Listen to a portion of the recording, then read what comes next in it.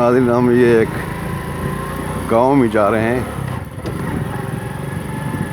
और ये आपको दिखा रहे हैं। इस गांव में हमने जाना है, उस गांव में देखना है महिलाओं से, औरतों से ये हैंडीक्राफ्ट हाथ का कैसे काम करती हैं। ये खूबसूरत नींबुओं के जरूरतें हैं, नींबू हैं, बाग हैं। आगे इस गांव में आएंगे तो आपको दिखाएंगे। कच्ची सड़क जा रही है इनके गांव की तरफ। ये छोटा सा इनका मंदिर बना हुआ है।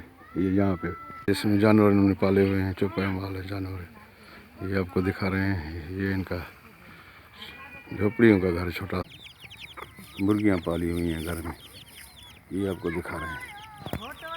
ये हैंडीक्राफ्ट जो सिंध के देहात के लोग जो हैं, विलेज गांव के लोग हैं, ये रली बना रहे हैं। आपको दिखा रहे हैं कितनी अच्छी रली है। इसको सिंधी में रली कहते हैं। ये चादर जो है ये सिंध में बनती है और घरों में बनती है।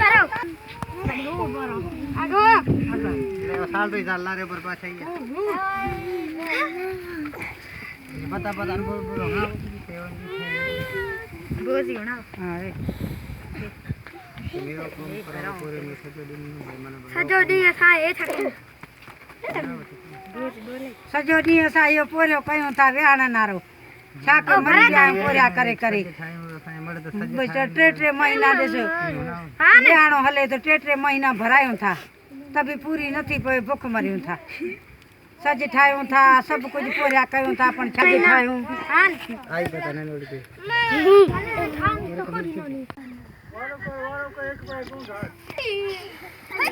असां ठाहींदा आहियूं, कपींदा आहियूं, सॼो ॾींहुं पोरियो कंदा आहियूं। छा कयूं, ग़रीब माण्हू पेट में नथी पूरी पवे।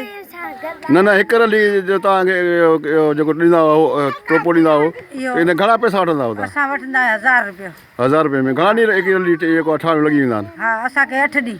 हा, रलीअ में घणा रंग हूंदा आहिनि? रंग हूंदा आहिनि 6। कहिड़ा कहिड़ा? जेके आहिनि शहर में, जेके सभु हूंदा।